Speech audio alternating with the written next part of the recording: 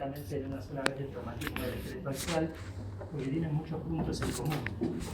Entonces unifiquemos las charlas y vamos para adelante con esto.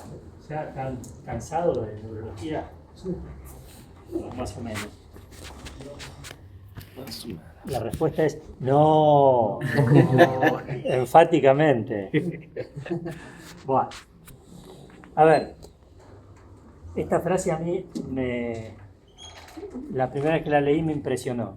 Vale para trauma craneoencefálico, pero la hago extensiva medular.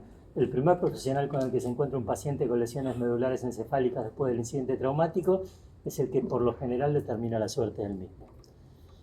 Yo lo leí la primera vez y me impresionó, y por eso me gusta transmitirlo, porque esto es verdad. Para el trauma medular, tal vez no dependa la vida del paciente, pero sí la posibilidad de caminar. Y para el trauma craneoencefálico, cuando es grave, la vida del paciente puede llegar a depender del primer colega que lo recibe, ¿sí? Cuando nosotros tenemos un traumatismo, salvo que podamos volver el tiempo atrás, hay un daño primario por destrucción mecánica que no podemos resolver. Lo que pasó, pasó, lo que se rompió y ahí ya no hay más nada que hacer. Pero, de acuerdo a la teoría de la segunda lesión, que ya no es más una teoría, hay una serie progresiva de eventos patológicos que se suceden en el tiempo y duran muchos días, que van provocando distintos grados de necrosis tisular de acuerdo a la magnitud del trauma. Tenemos alteraciones vasculares, cambios bioquímicos, ¿sí? Las alteraciones vasculares, dependiendo del sangrado o no, puede haber hematomas, puede haber simplemente una congestión cerebral, puede haber edema, siempre hay isquemia, y después vamos a ver por qué. Y esta isquemia, con el tiempo, va a llevar a una sucesión de eventos bioquímicos. Hay una pérdida de la regulación iónica, porque hay alteraciones en la membrana, hay entrada de sodio y de calcio a la célula, y eso trae una excitotoxicidad por liberación de glutamato, de aspartato, que excitan receptores de tipo AMDA o NMDA y provocan más entrada de glutamato y aspartato a la célula. Hay estrés oxidativo, se activan mecanismos de apoptosis, particularmente en la médula espinal y en el cerebro también. Las neuronas son células muy sofisticadas que están diseñadas para realizar tareas muy complejas, pero que no soportan el sufrimiento. Entonces, cuando una neurona está isquémica y mantiene una mínima cantidad de energía, tiene que decidir qué va a hacer con esa energía. O la usa para sobrevivir hasta que la suplementemos, o la usa para suicidarse, literalmente. Entonces, si no la suplementamos correctamente, generalmente entran en la apoptosis. Alteraciones mitocondriales que refuerzan la apoptosis, y en el caso de la médula espinal, una lesión inflamatoria que tiende a reparar la membrana hematorraquídea, que en definitiva es una molestia mecánica y también bioquímica para la recuperación de los axones lesionados. Entonces, en el caso de las lesiones cerebrales, estas alteraciones que se producen posteriormente al daño primario son las consecuencias, o mejor dicho, tienen como consecuencia lo que la literatura llama los pacientes que hablaron y murieron. Yo me acuerdo cuando era chico y me golpeaba la cabeza, me decían no te duermas, yo entendía por qué no me voy a dormir. Bueno, ahora lo entiendo. Porque si un paciente con un trauma craneoencefálico se duerme, no es posible evaluar su progresión neurológica y puede morirse dormido. A un paciente con un trauma grave hay que evaluarlo permanentemente para ver cómo va disminuyendo o aumentando su score neurológico, ¿sí? Bien, hay las lesiones primarias que pueden afectar la médula y el encéfalo son diferentes, ¿no? En el encéfalo puede haber un impacto directo, que puede ser activo o puede ser pasivo, y en esto tienen que ver los mecanismos de aceleración y desaceleración. Muchas veces los traumas craneoencefálicos no son tan violentos por la destrucción ósea que provocan, sino sencillamente por la aceleración y desaceleración. Hoy les dijo el doctor que el líquido cefalorraquídeo protege al cerebro, pero esa protección también lo transforma en un movimiento que si es muy brusco, en el ida y vuelta, en ese baño en líquido cefalorraquídeo, puede estirar vasos sanguíneos y provocar hemorragias severas, ¿sí? Y además puede estirar fibras y provocar destrucción de las fibras.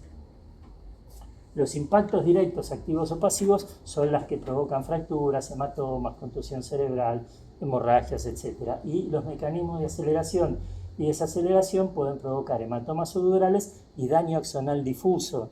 Vamos a hablar un ratito de esto. Es una de las principales causas de lesiones incapacitantes y de pacientes que entran en coma y nunca se despiertan, ¿sí? Entonces, muy importante en un trauma cráneoencefálico determinar si hay una lesión focal, una hemorragia, ¿sí? Intraparenquimatosa, epidural, subdural, que pueda ser evacuada quirúrgicamente, versus una lesión difusa que no tiene posibilidad quirúrgica, que no tiene una alteración visible en una imagen, pero sin embargo está provocando un daño severo de nuestro paciente. En la médula puede haber un impacto directo con compresión transitoria. Recuerden que cuando nosotros hacemos una imagen, lo que vemos es una foto instantánea de lo que está pasando en el momento que hacemos la imagen, pero no sabemos lo que pasó en el momento del traumatismo. Entonces, la médula puede tener una contusión por una vértebra que se luxa en el momento y después vuelve a su posición. Cuando hacemos la imagen no hay alteraciones evidentes, pero la médula quedó con una contusión secundaria de la compresión transitoria. Puede haber impacto directo con compresión persistente, puede haber distracción, puede haber un estiramiento de la médula o de las fibras y puede haber lo más grave, que es laceración o transección medular. Yendo al daño axonal difuso, el daño axonal difuso hoy se sabe que es una lesión diseminada de la sustancia blanca, de los axones que componen la sustancia blanca, que lleva a su ruptura. Y esa ruptura en parte es mecánica, pero también es bioquímica, ¿sí? Es bioquímica y tiene que ver con las fuerzas de aceleración y desaceleración, y hoy se reconoce que es una de las formas más importantes de lesión primaria cerebral. ¿Qué es lo que pasa cuando hay un mecanismo de aceleración y desaceleración? El axón es una estructura flexible, se estira. Si el estiramiento es muy violento, si el impacto y los mecanismos que aceleran y desaceleran son muy intensos, puede haber una ruptura de la membrana, generalmente a nivel de la parte más finita, que es el nodo de Rambier, que ocurre a los pocos minutos del trauma craneoencefálico. Si el axón no se rompe, hay una axotomía secundaria que se produce porque el axón se estira, no se rompe, pero ese estiramiento determina que entre calcio a la célula. Y ustedes saben que el calcio dentro de la célula hace desastres. ¿Sí? Activa toda una serie de mecanismos de lipasas, fosfolipasas, endonucleasas, proteasas, que llevan a la ruptura de los microfilamentos y microtúbulos, y eso resulta que el axón termina siendo una cáscara vacía.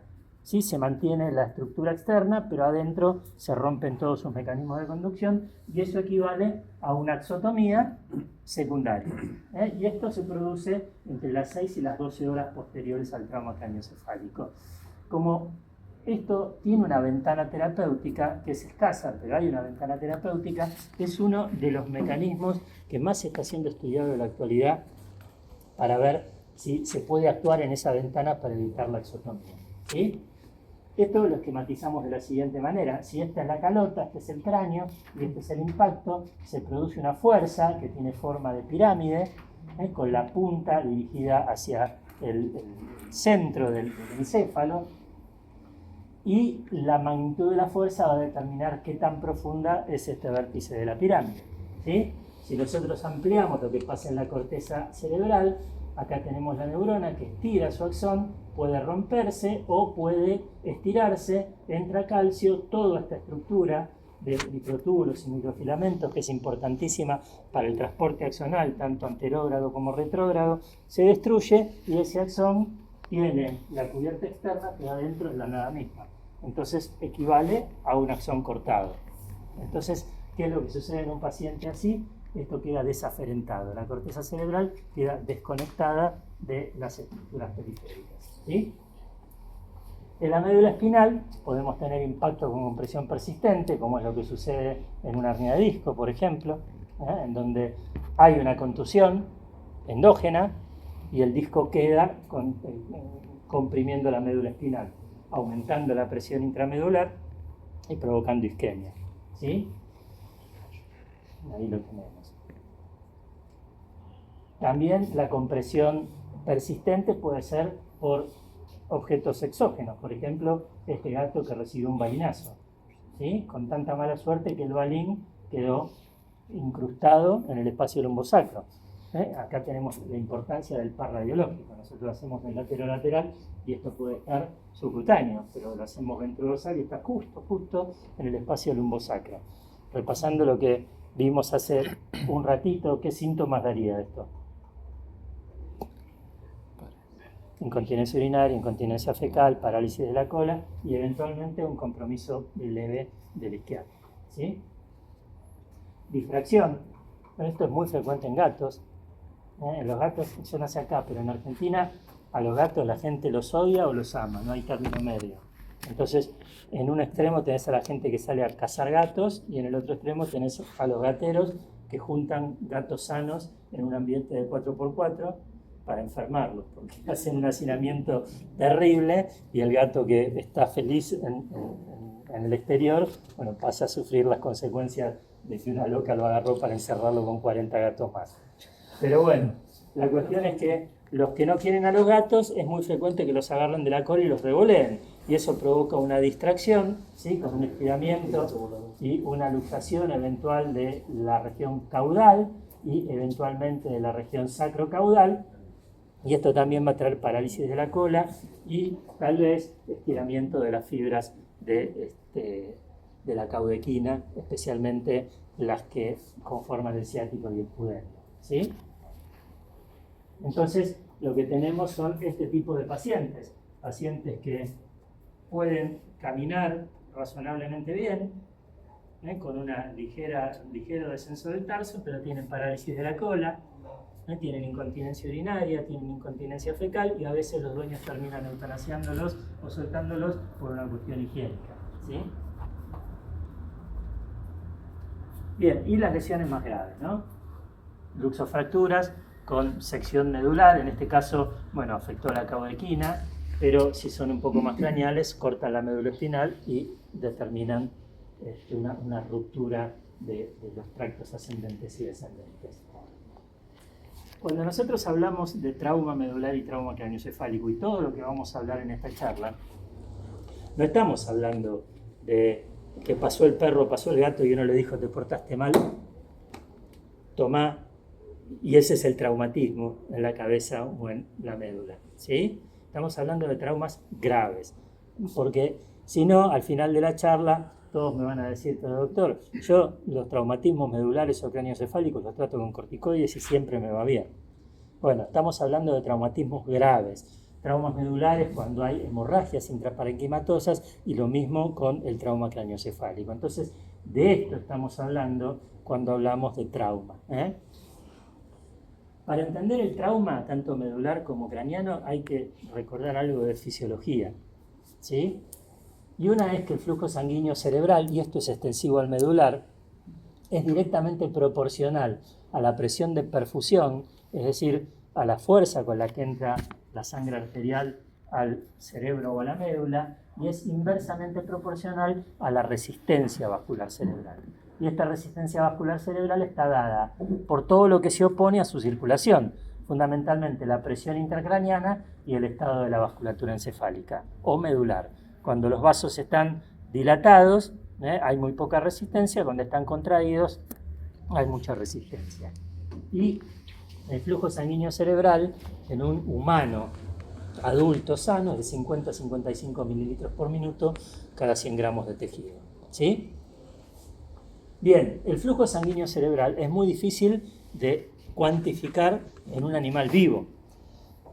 Para hacerlo hay que ser muy invasivo y por lo tanto la clínica no es un parámetro que nosotros estimemos en forma directa.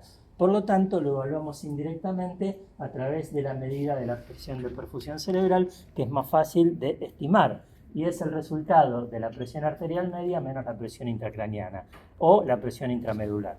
¿Sí? Y para el cráneo, para el cerebro, en un adulto normal es de aproximadamente 80 milímetros de mercurio. ¿Sí? Dentro de esta presión de perfusión cerebral, la sustancia gris recibe 4 a 6 veces más sangre que la sustancia blanca. ¿Por qué? Porque tiene sinapsis y tiene que mantener las estructuras de membrana que mantienen la sinapsis. Por eso la sustancia gris recibe mucho más sangre y es mucho más sensible a la isquemia que la sustancia blanca. ¿Sí? Bien, el tejido nervioso es sumamente sofisticado, pero es incapaz de almacenar sustratos. No es como el hígado, no es como el músculo que puede almacenar glucógeno y liberarlo lentamente en una época de hambre o de necesidad. El cerebro necesita oxígeno y glucosa, que son sus fuentes inmediatas de energía, en forma permanente, porque no puede almacenar ningún tipo de sustrato. Y la forma en que se asegura tener oxígeno y glucosa en forma permanente es por mecanismos de autorregulación que mantienen la presión de perfusión cerebral dentro de determinados límites, ¿sí?, que lo aíslan en un determinado rango de lo que está pasando afuera del cerebro. Entonces, si el animal, incluyéndonos a nosotros, entra en hipotensión, el cerebro tiene mecanismos de autorregulación que, aunque haya una hipotensión sistémica, mantiene el flujo sanguíneo cerebral en un nivel adecuado. Si hay una hipertensión sistémica, el cerebro se mantiene por mecanismos de autorregulación aislado hasta cierto punto de esa hipertensión para evitar hemorragias. Entonces, esos mecanismos de autorregulación justamente están diseñados para eso, para evitar isquemias ante una hipotensión y para evitar hemorragias en caso de una hipertensión. Y esos mecanismos son varios, pero los más importantes son el miogénico y el químico. El miogénico es tan sencillo como que los receptores que hay en la vasculatura sanguínea, cerebral o medular responden a los cambios de presión. Cuando la presión baja, esos receptores lo que provocan es una vasodilatación para que entre más sangre. Y cuando la sangre entra a mucha presión, esos receptores provocan una vasoconstricción para bajar el flujo sanguíneo. Así de sencillo. Cuando falta sangre, se abren las compuertas. Cuando sobra sangre, se cierran las compuertas. ¿Sí? Y lo mismo el químico, que de acuerdo a las presiones, sobre todo de dióxido de carbono y de oxígeno, responde activando o desactivando la vasculatura encefálica. Esta es la autorregulación metabólica y esta es la autorregulación de presiones. ¿Sí? Entonces, cuando tenemos un traumatismo craneoencefálico, ¿sí?, el individuo traumatizado con un trauma grave, les repito, tiene alteraciones de la autorregulación cerebral, tiene una reactividad al dióxido de carbono preservada, es decir, cuando el dióxido de carbono empieza a subir, lo que hace la vasculatura encefálica es dilatarse para que entre más sangre con oxígeno. Y cuando baja el dióxido de carbono, los vasos sanguíneos se contraen. ¿Sí? Bueno, en el caso del trauma craneoencefálico hay alteraciones de la autorregulación de presiones, pero la reactividad al dióxido de carbono está preservada. ¿Sí? Y hay un desacople entre consumo metabólico regional de oxígeno y flujo sanguíneo cerebral. Bien, ¿en qué consiste la alteración y la autorregulación de presiones? Recuerden esta fórmula: presión de perfusión cerebral igual PAM menos PIC. ¿Sí? Bueno, cuando hay un traumatizado, dijimos que siempre hay algún grado de hemorragia, de edema, de tumefacción, o sea, aumenta el volumen de líquido en el cerebro, ya sea de sangre por hematoma o de líquido por edema. ¿Sí? Entonces aumenta la presión intracraneana, porque el cerebro está en una caja inexpansible. Aumenta la presión intracraneana y al aumentar la presión intracraneana, este aumento de presión intracraneana es decisiva sobre lo que pasa en el flujo sanguíneo cerebral a través de la presión de perfusión cerebral. Entonces, si aumenta la PIC, disminuye la presión de perfusión cerebral. Y esto es un paciente con una presión arterial media constante, teniendo en cuenta que la mayoría de los traumatizados son politraumatizados y cursan con hipotensión. Si esto también disminuye, la presión de perfusión se va al diablo. ¿Sí? Bien. En humanos, la prevalencia de alteraciones de la autorregulación de presiones en la fase aguda del trauma craneoencefálico grave es superior al 50%. ¿Sí?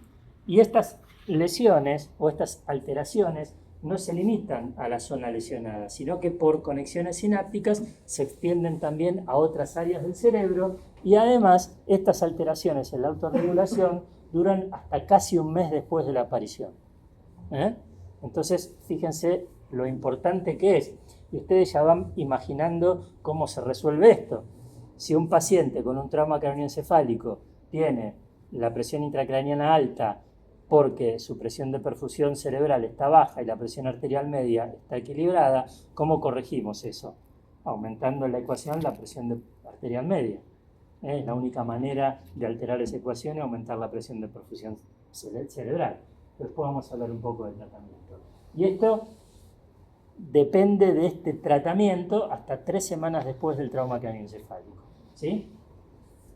¿Qué sucede con la reactividad al dióxido de carbono? Dijimos que nuestro paciente perdía la autorregulación de presiones, es decir, las arterias no son capaces de abrirse o cerrarse en base a la cantidad de sangre que le lleva, pero la reactividad al dióxido de carbono está preservada. Entonces, ¿qué es lo que sucede?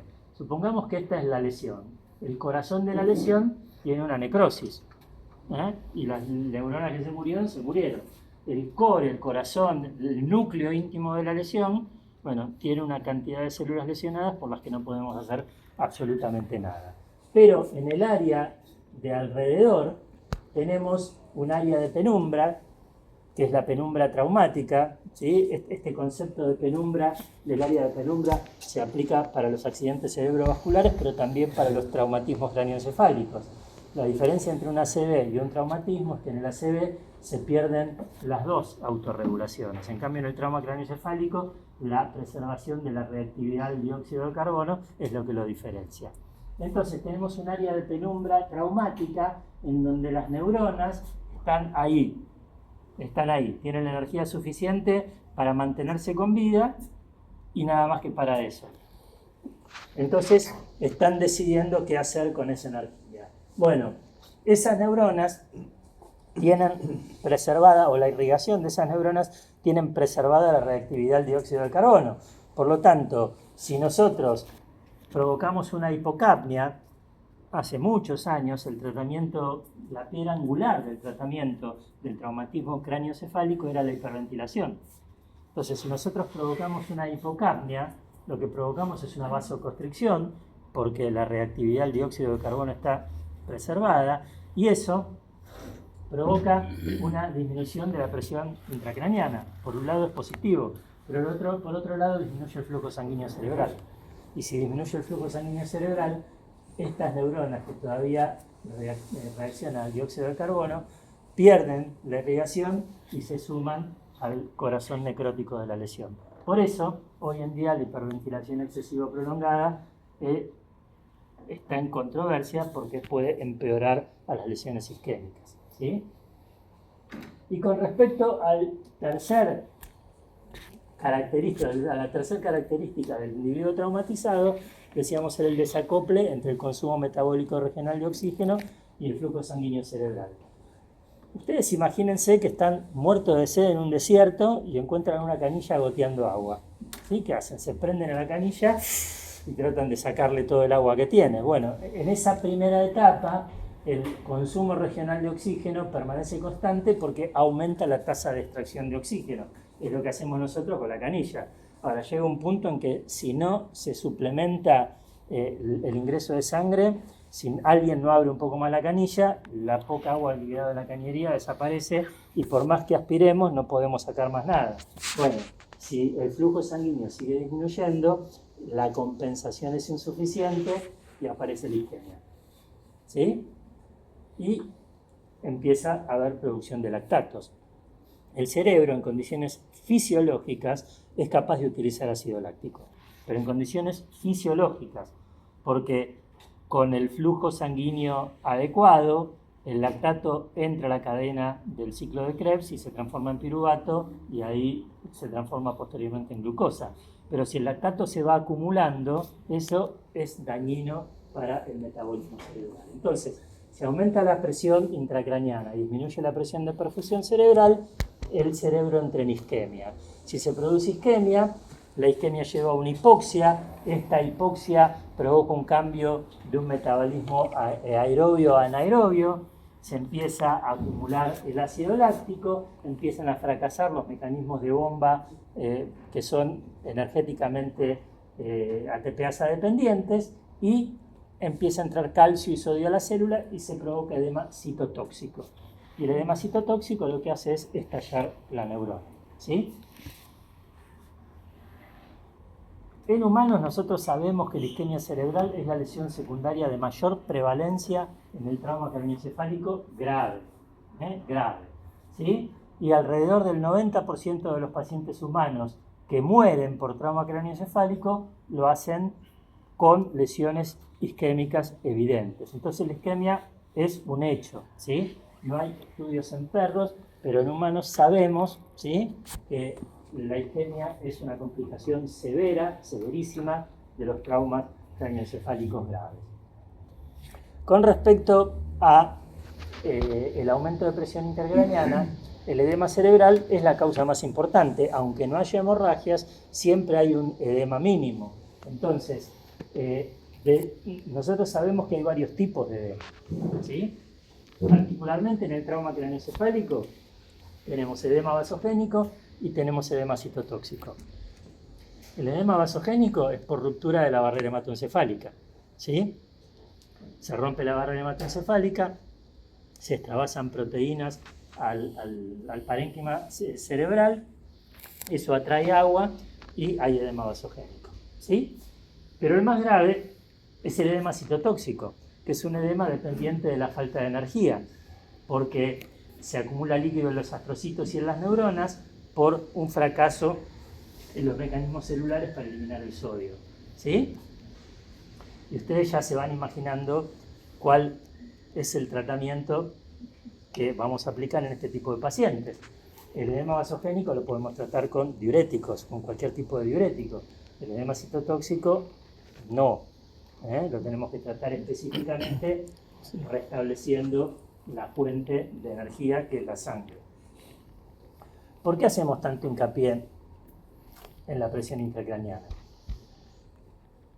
Este es un corte sagital del cerebro y aquí están las meninges. Fíjense, las meninges son el equivalente a una bolsa de plástico, ¿sí?, de alto micronaje.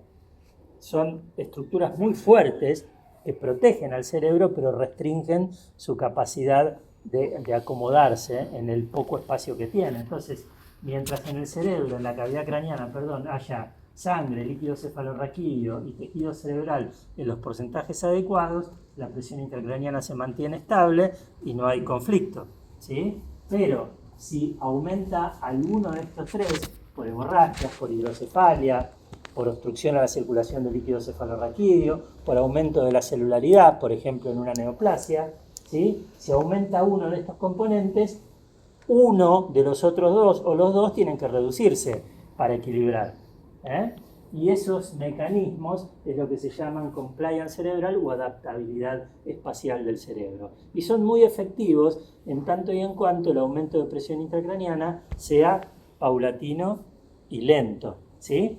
¿Qué es lo que hace el cerebro para compensar? Aumenta la absorción de líquido cefalorraquídeo, ¿sí? Comunicando el parénquima cerebral con el espacio subaracnoideo tenemos las vellosidades aracnoideas, que tienen una estructura que les permite actuar como válvulas.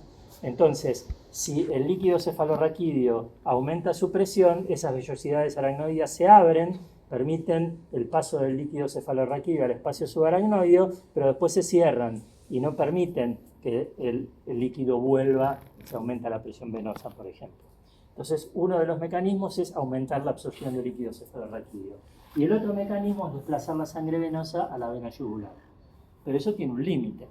Entonces, lo va haciendo y es muy efectivo en tanto y en cuanto el aumento de volumen intracraniano sea lento, ¿sí? Mientras sea lento, los mecanismos de acomodación funcionan y aunque aumente el volumen intracraniano, la presión intracraniana no cambia. Cuando se saturan esos mecanismos de acomodación, fíjense cómo la curva de aumento de presión intracraniana, cuanto más a la derecha estemos, va aumentando en forma logarítmica. Entonces, cuanto más a la derecha estemos, ¿sí?, cualquier tipo de incremento de volumen en el lado derecho de la curva va a provocar un aumento exponencial de la presión intracraniana. Y esto es particularmente notorio en gatos. No sé si les ha pasado, pero a veces vienen gatos con tumores cerebrales que uno los ve en la resonancia y son del tamaño de un pomelo. Y el gato está razonablemente bien hasta que empieza a estar mal. Y cuando está mal, se viene a pique. ¿Sí? En el gato estos mecanismos de acomodación son mucho más notorios que en el perro. No sé por qué. Bien. ¿Y por qué hacemos tanto hincapié en la presión intracraniana? Porque la presión intracraniana lleva a la herniación cerebral. Y la herniación cerebral, que puede ser de muchos tipos, pero las más comunes son la transtentorial caudal, es decir, el polo caudal del cerebro por debajo del tentorio del cerebelo, o la hernia por el foramen magno, lo que hacen es comprimir el tronco encefálico y provocar una muerte inmediata. ¿Sí? ¿A alguien se le murió un perro o un gato con una herniación cerebral? ¿Alguna vez alguien vio morirse un perro o un gato? Son 10 minutos. 10 minutos. El perro o el gato están bien, se ponen en decúbito, empiezan a hiperextender los miembros, empiezan a hacer opistótono, las pupilas se contraen, después se dilatan, entra en paro cardiorrespiratorio y se murió. Y todo ese proceso lleva 10, 15 minutos como mucho. Si nosotros decimos, se está herniando, voy al baño y después lo atiendo. Cuando vuelven se murió. Cuando vuelven se murió. Así que atención con esto porque es un proceso que no nos da tiempo a nada. Por eso un perro o un gato con un trauma craneoencefálico internado tiene que estar monitoreado permanentemente. Tiene que ser evaluado cada 10-15 minutos y tomar las medidas terapéuticas de acuerdo a la evolución. Bueno, esto es básicamente un esquema de lo que sucede en un trauma craneoencefálico o en un trauma medular.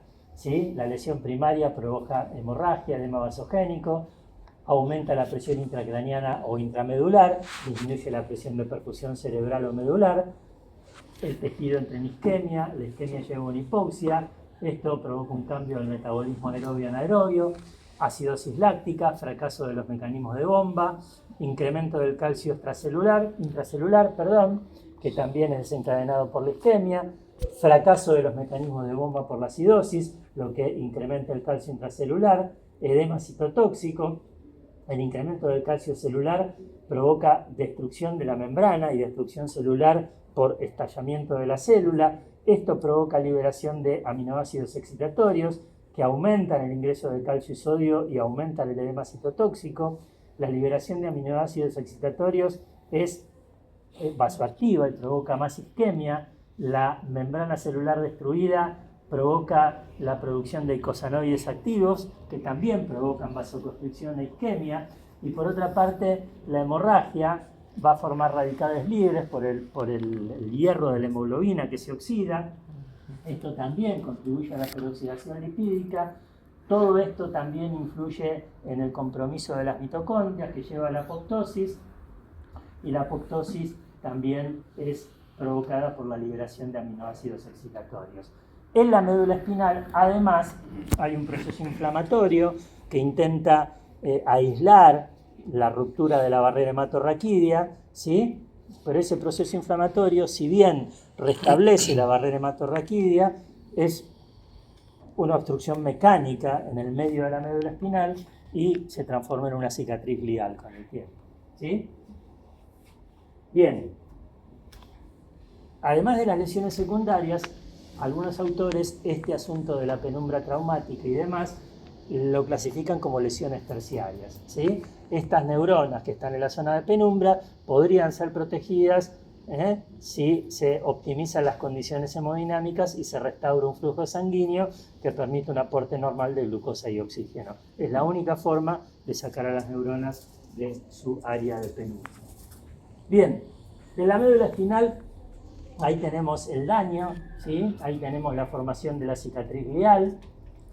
El problema de la cicatriz glial es que, por un lado, es una barrera mecánica que impide, estos son los axones en recuperación, ¿sí? Hay una barrera mecánica que se interpone entre los axones en regeneración, ¿sí? Dentro de los mecanismos experimentales se han hecho puentes de células y lograron saltear la cicatriz, pero el crecimiento con esos puentes es de unos pocos centímetros y después se corta, porque parece ser que la cicatriz glial también es una barrera molecular, ya que por un lado la ruptura, especialmente de la vaina de mielina, libera moléculas inhibitorias asociadas a ella, como por ejemplo la proteína MAG, ¿no? GOA, la glucoproteína asociada a los oligodendrocitos productores de mielina, que lo que hacen es colapsar los axones en crecimiento, ¿sí? Y por otra parte, los componentes celulares de la cicatriz glial sintetizan moléculas que también son inhibitorias, y dentro de esas moléculas está el proteoglicano condroitin sulfato. ¿Le suena? Bueno, esto provoca el colapso de los axones en crecimiento, ¿sí? De manera que la cicatriz glial, por un lado, protege, pero por otro lado, es una barrera, tanto mecánica como molecular, ¿sí? Bien, fíjense, esto es viejísimo, esto es del Bochrad, ¿sí?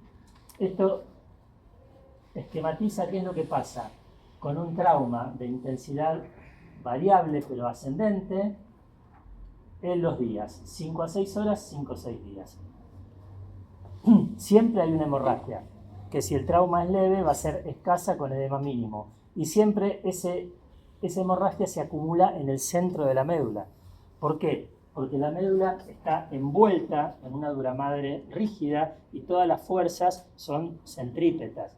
Por otra parte, la médula, como dijo hoy el doctor, tiene una distribución al revés que el cerebro de sustancia gris y blanca. La sustancia gris es central y dijimos que la sustancia gris tiene más irrigación. Por lo tanto, todos los mecanismos de hemorragia se producen en las áreas más irrigadas, que es la parte central del parénquima medular.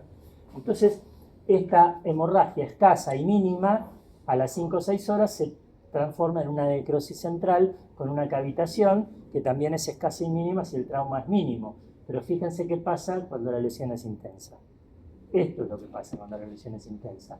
Lo que las flechas marcan es el resto del conducto central del epéndimo. Y todo esto es literalmente un agujero en el medio de la médula espinal, ¿sí? Por eso, cuando hay una hemorragia medular intraparenquimatosa, termina en esto. Es imposible que mejore. Imposible. Porque en días va a terminar en esa necrosis hemorrágica central, ¿sí? Bueno, dicho todo esto, vamos a cómo manejamos al paciente. El manejo inicial, previo a la internación, que cuando el trauma es grave requiere internación, consiste en hacer una estabilización hemodinámica y respiratoria y diagnosticar rápidamente lesiones sistémicas extracerebrales o extramedulares, ¿sí? Y lo que se trata es evitar la hipotensión y evitar la hipoxia. En Estados Unidos, hace muchos años, los médicos, preocupados porque los pacientes humanos con trauma craneoencefálico tenían un índice de mortandad muy elevado, lo que hicieron fue poner a médicos al lado de los paramédicos, para que vieran cómo los manejaban y detectar qué es lo que podían mejorar entre que el paciente era recogido en el lugar del accidente hasta que llegaba al hospital. Y en este estudio vieron que poniéndole una vía y poniéndole una mascarilla de oxígeno, la tasa de mortalidad bajaba en un 25%. Simplemente con poner una vía con suero y con poner una mascarilla de oxígeno, ¿sí? Entonces, fíjense lo importante que es prevenir la hipotensión y la hipoxia, ¿sí? ¿Cómo nosotros detectamos si un paciente está hipotenso o no? Pulso metatarsial, ¿sí? Y sentido común. no es necesario tener aparatos sofisticados en el consultorio para hacer maniobras básicas. ¿Qué pasa si nosotros tenemos un paciente que no tiene pulso metatarsiano? ¿Está por debajo de cuánto la presión arterial? Por debajo de 60. Cuando no hay pulso metatarsiano está por debajo de 60. Entonces es un paciente francamente hipotenso y es un paciente que necesita ser estabilizado hemodinámicamente. Esto es importante porque muchas veces cuando los accidentes suceden de día, el dueño lleva al perro al veterinario de cabecera. Y el veterinario de cabecera tiene que saber manejar este tipo de trastornos antes de mandarlo a internación. ¿Sí? Entonces, estabilizarlo hemodinámica y respiratoriamente. Recuerden la frase inicial: el primer médico con el que se encuentra el paciente es el que determina la suerte del mismo. Rápidamente, mientras nosotros estamos estabilizándolo, evaluamos el estado neurológico y el patrón evolutivo del nivel de conciencia. ¿Sí? Y en esto utilizamos medidas objetivas, y una medida objetiva es la escala de Glasgow modificada por George para pequeños animales. ¿Sí? Esta escala de Glasgow mide 3 variables: los reflejos del tronco encefálico, la actividad motora y el nivel de conciencia. Y se le asigna un puntaje al paciente. Y de acuerdo a ese puntaje se le da un score final. Lo que tiene de bueno esta escala, que si bien no ha sido usada en cantidades grandes de perros como para decir, bueno, esto es infalible y sirve, es que nos da una orientación muy fuerte hacia el estado neurológico del paciente y además es muy repetible, porque las maniobras y la evaluación son muy parecidas si la hacen ustedes, si la hago yo, si la hace cualquiera. Entonces, fíjense qué interesante es esto. Yo estoy en mi clínica, recibo un paciente, lo trato, lo evalúo y lo derivo. ¿Sí? Fulanito, te voy a derivar un paciente que tiene un trauma craneoencefálico. Ay, ¿cómo está el paciente? Que está hecho pelota. Bueno, ¿alguna especificación? No, está hecho nada. Haz lo que puedas. Fulanito, te voy a mandar un paciente que tuvo un trauma que tiene un Glasgow de 12. Y ese Glasgow se divide en 5 de reflejo del tronco encefálico, 2 de actividad motora y 6 de periodo de alerta. Bueno, lo reciben en la internación con una escala de Glasgow bien hecha, ¿sí? Y le hacen el seguimiento con una medida objetiva. Porque lo que para mí es hecho pelota, por ahí para ustedes es hecho re pelota, o no tanto, ¿sí? Pero en todo caso, ¿yo cómo hago el seguimiento de un paciente hecho pelota? Lo recibí hecho pelota y al rato, ¿cómo lo clasifico? No sé, porque no tengo un parámetro objetivo previo. Entonces, esto es una medida inicial que es muy importante seguirla y tenerla en cuenta. Y tengan en cuenta que esto ha sido diagramado y desarrollado para traumas craneoencefálicos. No sirve para un paciente con un síndrome vestibular, por ejemplo. No aplica.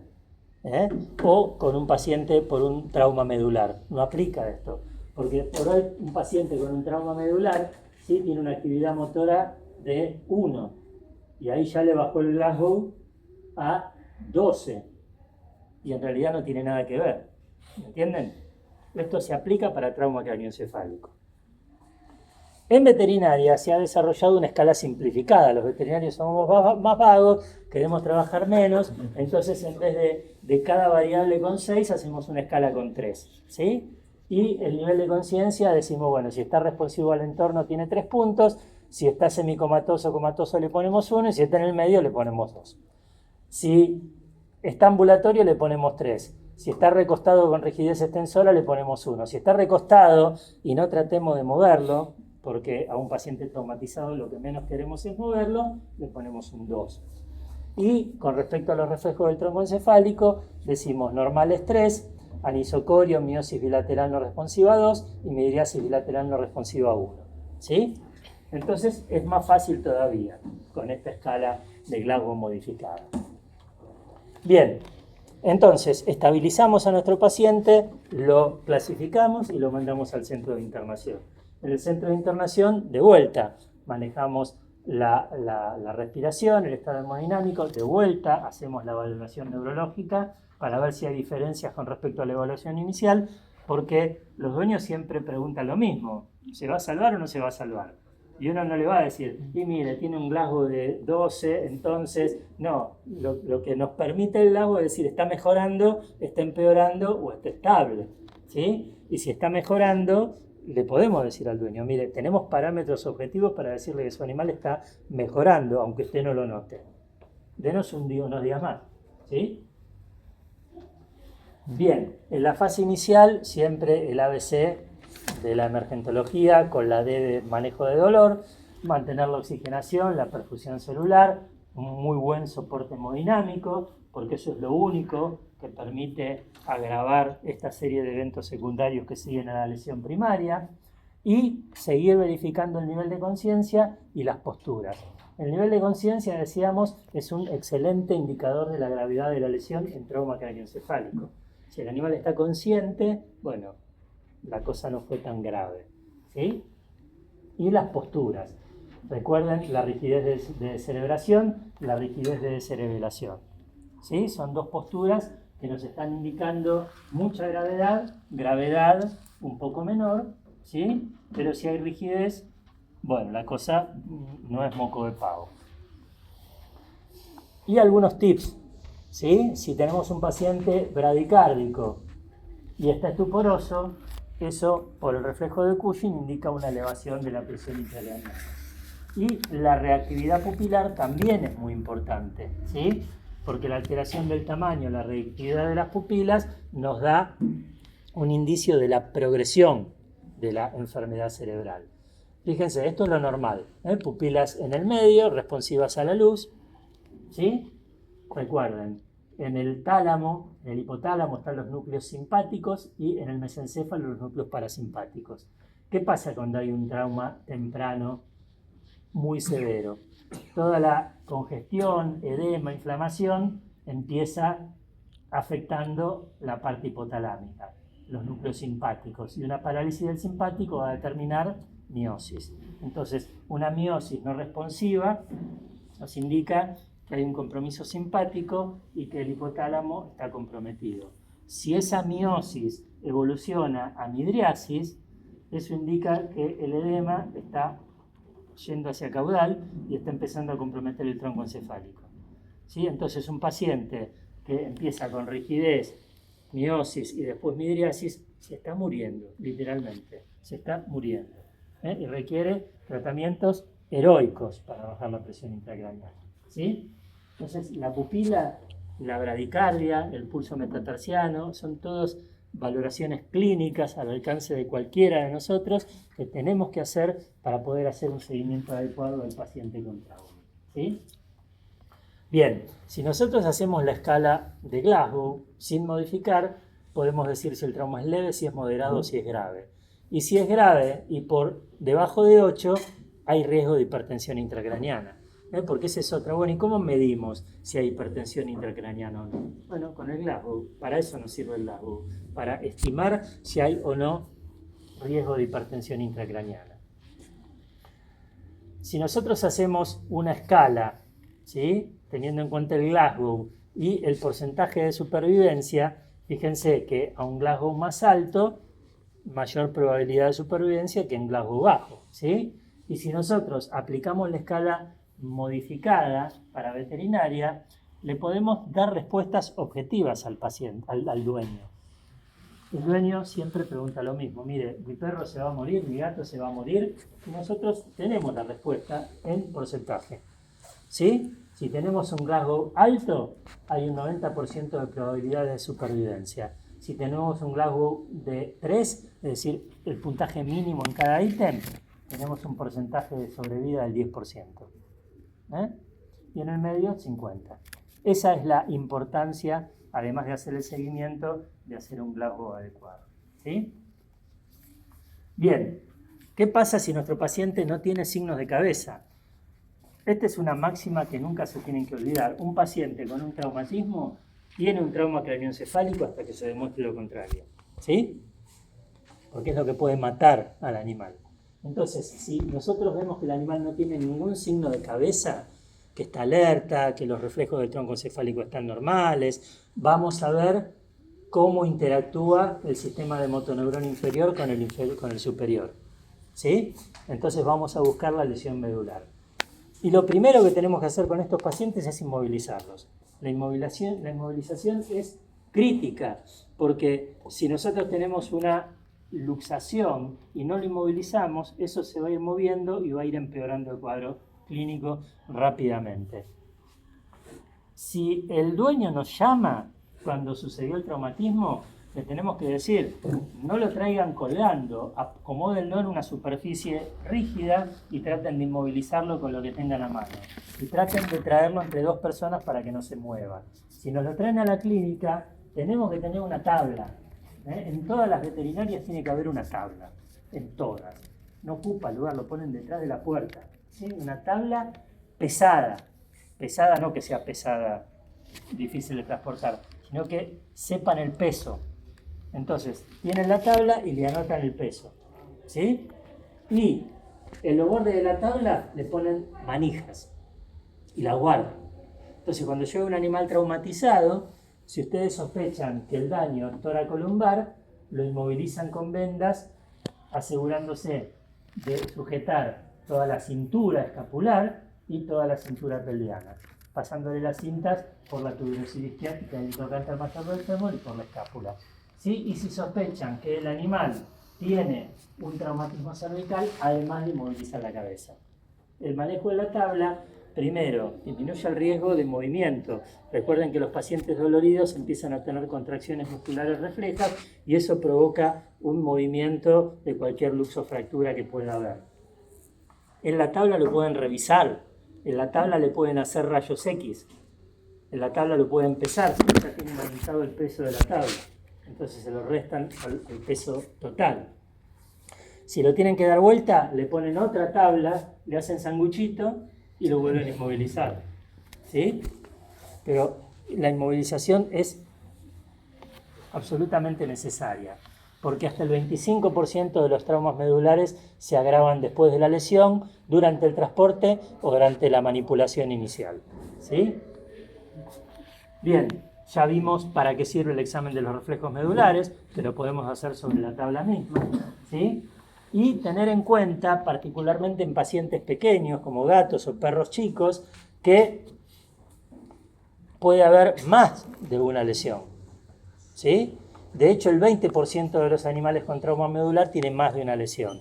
Entonces, revisemos completo al animal. Supónganse ustedes están revisando y ven que tiene arreflexia patelar.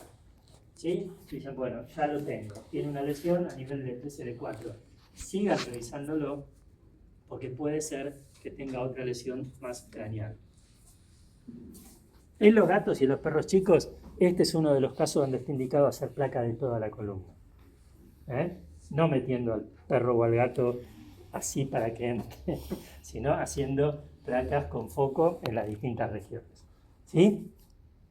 Bueno, aquí tenemos un traumatizado que tenía fractura de la cadera, fractura del fémur, una luxación sacrocaudal, es decir, son muy frecuentes las lesiones múltiples, especialmente en animales pequeños. Hay una serie de síndromes asociados al trauma medular agudo, que son el Schiff-Sherrington, el shock neurogénico, que provoca caída de la tensión arterial y de la frecuencia cardíaca, y esto agrava notoriamente la hipoxia y hipotensión, y el shock espinal, que hace unos cuantos años decíamos que en animales no había o duraba poquitito, y hoy sabemos que puede durar varias horas. El shock espinal es arreflexia, anestesia y parálisis flácida en caudal de la lesión, y hoy sabemos que puede durar mucho más que 30-60 minutos. ¿Sí? Bien, este es el Schiff-Sherrington. El Schiff-Sherrington se produce porque hay una lesión toracolumbar y en esta región hay neuronas que se llaman neuronas del borde o neuronas del límite, que lo que hacen es tener un mecanismo modulatorio inhibitorio sobre las motoneuronas que inervan a los miembros torácicos. Entonces, cuando estas neuronas se lesionan, y la condición para que se lesionen es un problema agudo y grave, se pierde la modulación inhibitoria y se provoca una hiperextensión de los miembros torácicos con un opistótono. ¿Sí? Ese es el síndrome de Schiff-Sherrington. A mí me gusta mostrar esta foto porque hay muchos neurólogos muy renombrados que dicen que el Shift-Sherrington de los gatos no existe.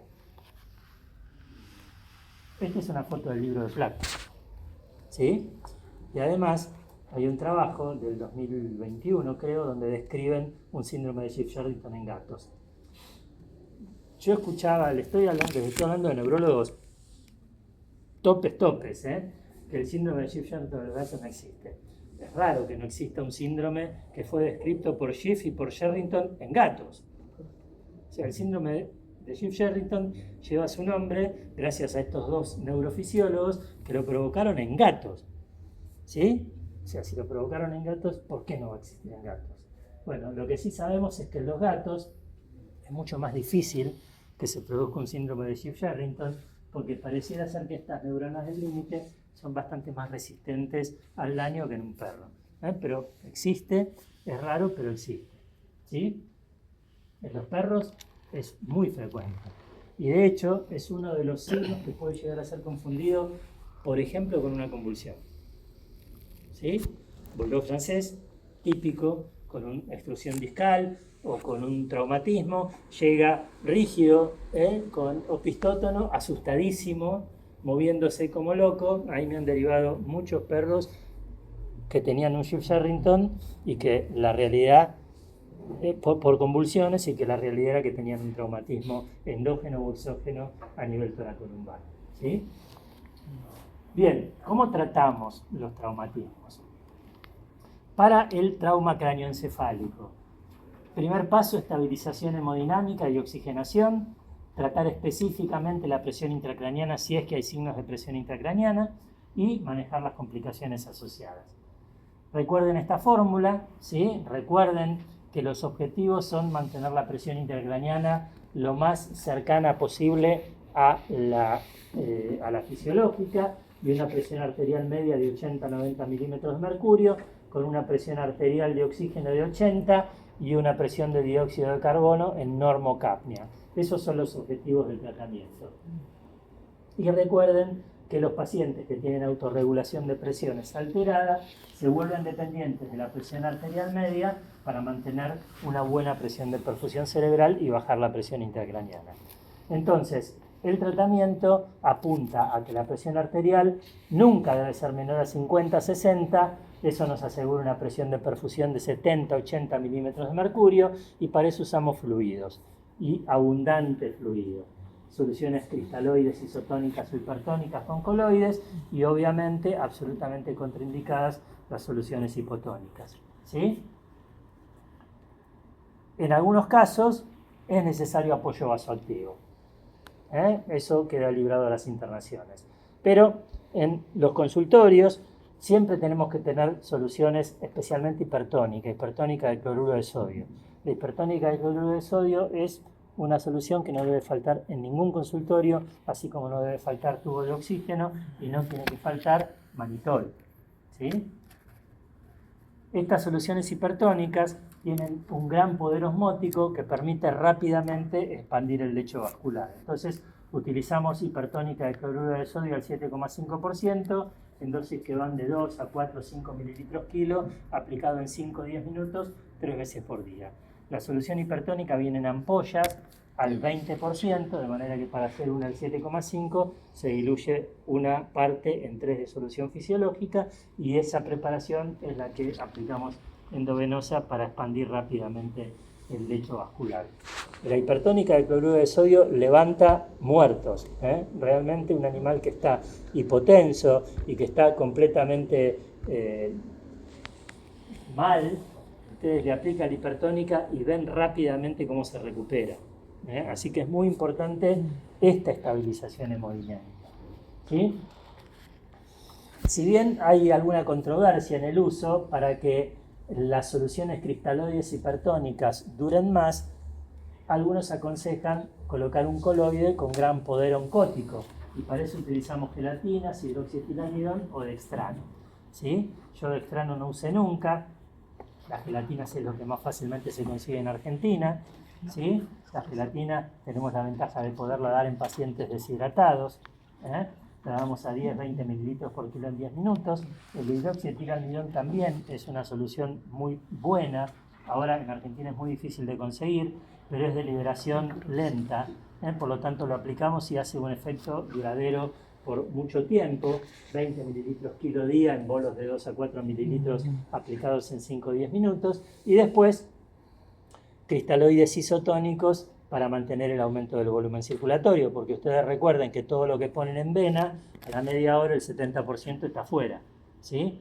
Por eso también hay una costumbre en Argentina, yo no sé si es en todos lados, pero muchas veces en las internaciones, yo no sé por qué, si el veterinario de guardia no tiene ganas de trabajar o tienen tantos perros adentro que no quieren tener más, hacen tratamientos de este tipo ambulatorios, es decir, le aplican la solución hipertónica, lo mandan a casa y le dicen que vuelvan a las 8 horas.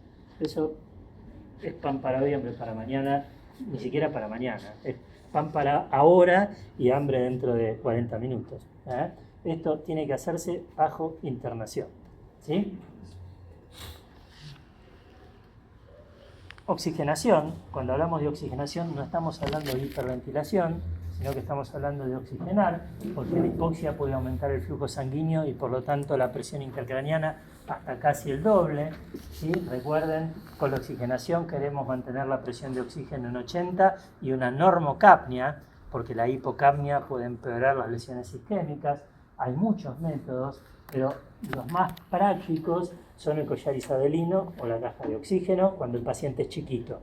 El problema de la caja de oxígeno es que para evaluar al paciente hay que abrirla, volver a cerrarla y eso lo desestabiliza. Entonces, el collar isabelino es sencillo, es práctico, es fácil de usar. Colocan el collar isabelino, le ponen un plástico, una sondita de oxígeno y lo dejan al paciente aportándole oxígeno. 80-95% de oxígeno es lo que aporta, ¿sí? Y el volumen de oxígeno se calcula multiplicando el número de collar por 2 o por 3. ¿Sí? Diuréticos. Utilizamos diuréticos cuando tenemos comprobadamente aumento de presión intracraneana. Y en ese caso, el más efectivo es el mannitol al 15 o al 20%. 0,5 a 2, la tendencia ahora es usar cada vez dosis más bajas. Están hablando de 0,25 gramos por kilo, vía endovenosa con tiempos de infusión de 20 a 60 minutos cada 4 a 6 horas durante 24 horas. Si ustedes la aplican muy rápido, primero hay un aumento de presión intracraneana para después bajar. Entonces hay que aplicarlo lento, ¿sí? Y también se puede usar como diurético osmótico la solución salina hipertónica, de manera que la solución salina hipertónica tiene un doble uso, estabilización y efecto diurético osmótico. Y si bien es controversial actualmente el uso de la furosemida porque puede hipotenciar al paciente, bueno, también si está bien controlada la presión arterial podemos llegar a utilizarla. Y la hiperventilación, como dijimos, habría que hacerla únicamente cuando el paciente no puede ventilar solo, o cuando hay hipercapnia absolutamente documentada, cuando la podemos medir. Pero si no, hay que evitar la hiperventilación como estándar de tratamiento, ¿sí?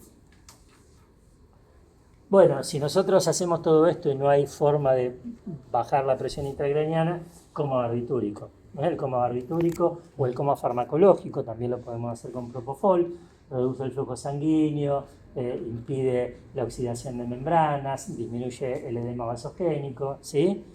A mí particularmente me gusta más el coma barbitúrico que el coma con propofol, pero son gustos, ¿sí? Y si hacemos el coma barbitúrico, ya tenemos al animal dormido y si hay que hacer craniotomía, la hacemos. ¿Qué pasa con los corticoides? Este estudio, MRC Crash Trial, son las siglas de Administración Aleatorizada de Corticosteroides luego de un trauma craneano importante.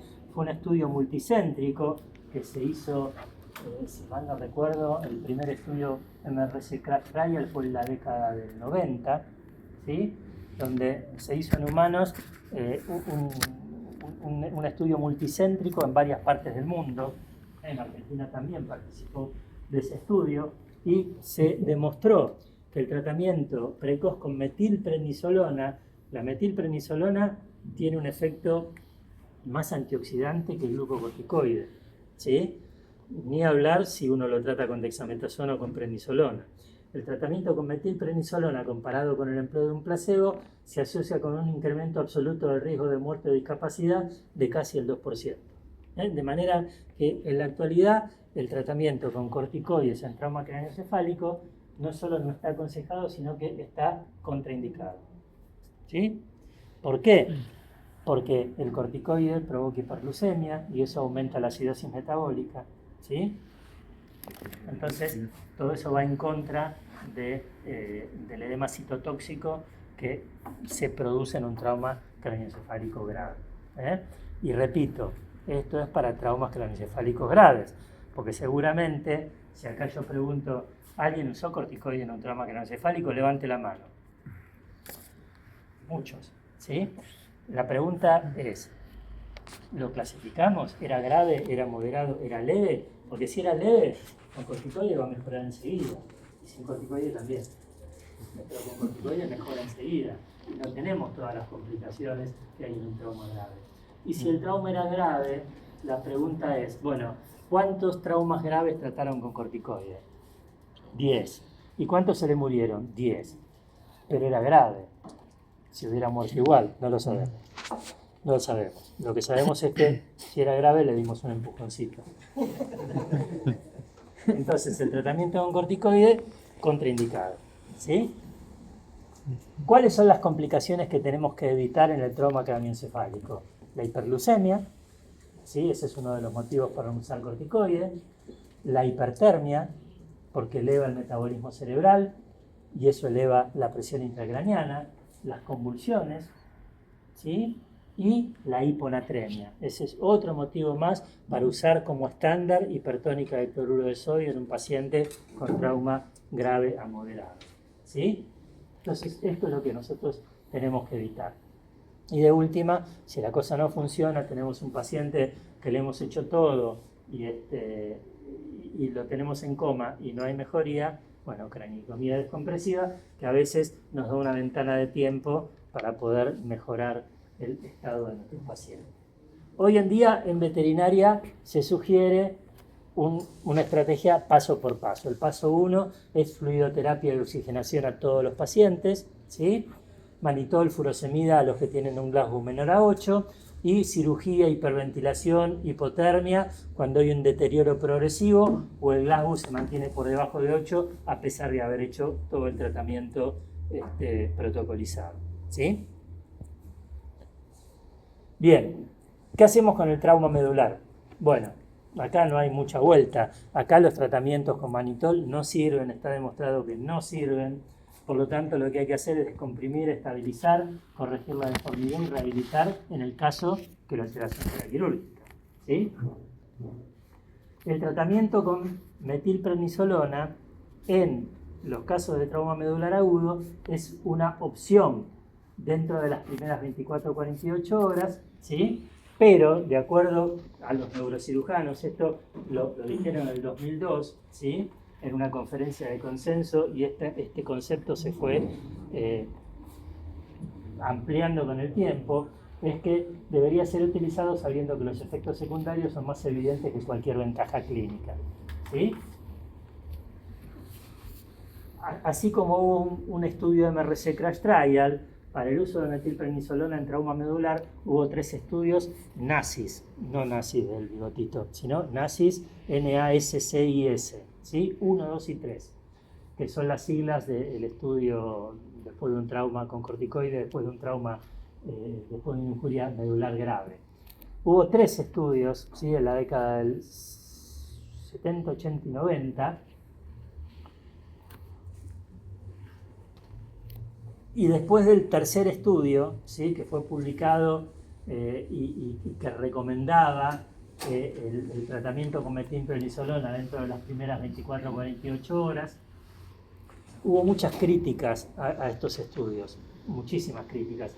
Si ustedes googlean NACIS 1, 2 y 3, van a encontrar montones de artículos a favor y van a encontrar el triple de artículos en contra, ¿sí?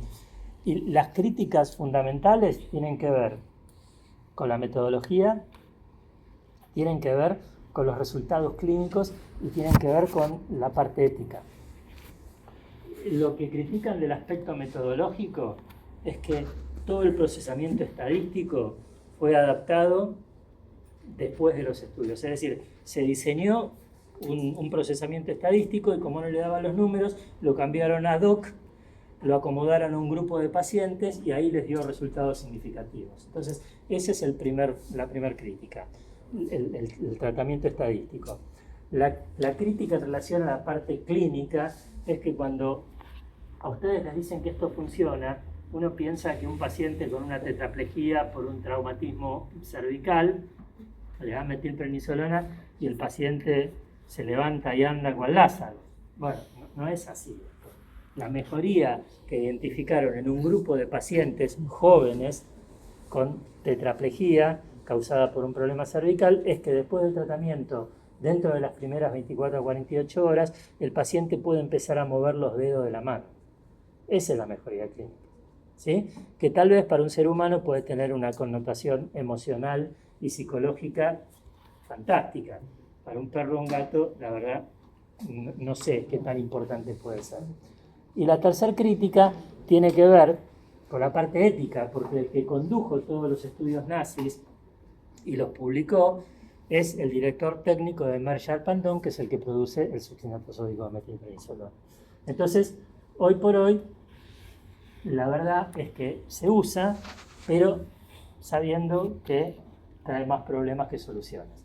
Y como es el único tratamiento aprobado, a pesar de toda la investigación que hay en este aspecto, si no se usa, en medicina humana el médico puede ser acusado de mala praxis. Entonces lo utilizan, pero antes era un estándar, ahora es una opción.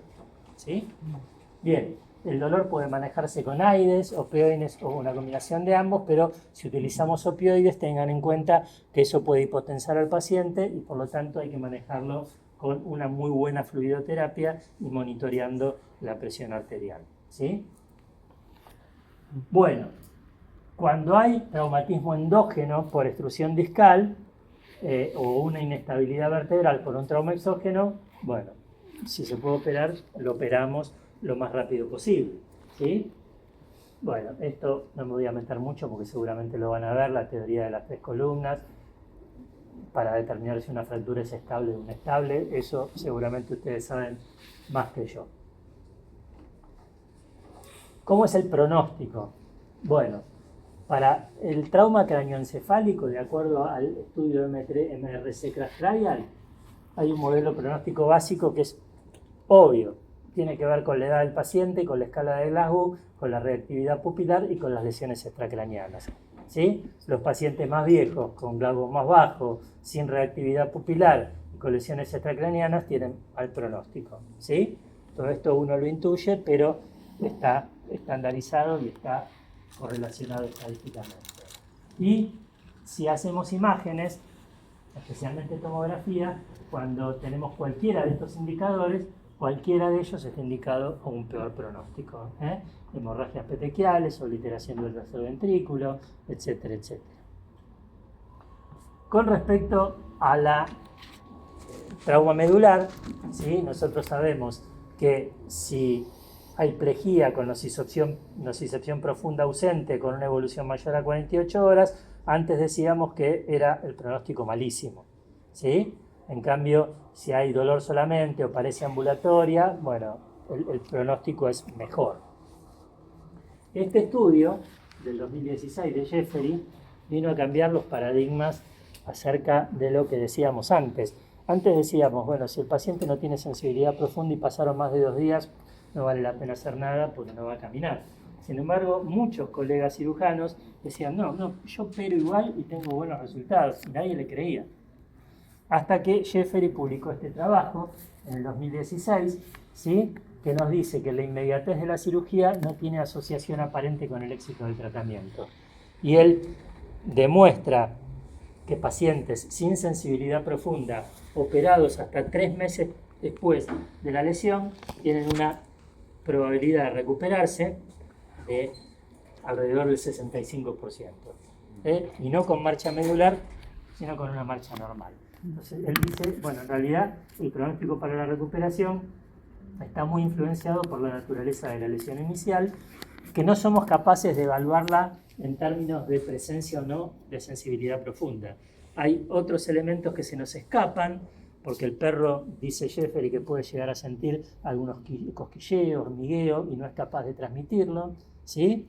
Entonces puede haber algún tipo de sensibilidad que esté dando vueltas y que si nosotros no le negamos la cirugía, sencillamente porque pasaron más de 48 horas, le estamos quitando probabilidades de volver a caminar. Entonces, bueno, esto ya deja a los cirujanos con tiempo para dormir si un paciente tiene un traumatismo de este tipo a las 2 de la mañana. No hace falta despertarse enseguida, saben que pueden ir al otro día bien dormidos, operarlo, y eso no va a influir demasiado en el éxito de la cirugía. ¿Sí? Bien. En el caso de los gatos, en el trauma medular agudo, el pronóstico es reservado con una tasa de supervivencia de 60%. Justamente porque los pacientes suelen ser politraumatizados y las complicaciones son mayores que en los perros. ¿Sí? Cuando hay un traumatismo sacrocaudal, la severidad de la lesión neurológica es la que determina el pronóstico, y en los casos más graves, con deficiencia de los nervios caudales, retención urinaria, sensibilidad perineal disminuida, disminución del tono del esfínter, hay una posibilidad de recuperación del 50%. Así que vale la pena hacer algo por esos pacientes y darles tiempo. Estos casos no se recuperan de un día para el otro, ni de una semana para la otra, sino que hay que darle al menos un par de meses de chance de recuperación, sabiendo que el 50% puede llegar a salir adelante. ¿Sí? Entonces, para dejarlos libres, en el caso de traumatismo tenemos que mejorar la metodología diagnóstica. Y no me refiero al diagnóstico etiológico, porque el traumatismo ya sabemos que ocurrió, nos lo dice el dueño. A Bobby lo pisó un tren, lo pisó un auto, le pegaron un palazo. Me refiero al diagnóstico fino, a poder hacer una escala de Glasgow bien hecha, a poder evaluar a un paciente con traumatismo craneoencefálico, tomarle el pulso metatarsial, evaluar la reactividad pupilar, medir la evolución de la conciencia, es decir, aplicar todas las técnicas que tenemos de diagnóstico clínico al servicio de nuestro paciente, y obviamente mejorar la eficacia de las terapias de urgencia y las conservadoras. Recordando que si nosotros recibimos un paciente de esos en nuestro consultorio, no es darle un corticoide y mandarlo a la internación, sino estabilizarlo y demás. Yo les insisto en esto porque, al menos en Argentina, a veces derivan pacientes, ni siquiera dicen qué dosis de corticoide le dieron, sino que dicen los mililitros. Y uno no sabe si le dieron Dexa de 20 miligramos por mililitro o de 4 miligramos por mililitro, porque los veterinarios suelen cargar la jeringa y miran al paciente, no, pesa 30, entonces carga un poco más. Y esto no es así, no es así. Entonces, mejoremos la eficacia de las terapias, especialmente las conservadoras, porque el paciente que llega a nuestro consultorio traumatizado, podemos hacer un montón de cosas por él antes de mandarlo a internación. Y obviamente la internación, bueno, tener la gente capacitada como para que haga un seguimiento y pueda sacar al paciente adelante. Bueno, espero que no estén muy aburridos, espero que no estén muy cansados, porque mañana tenemos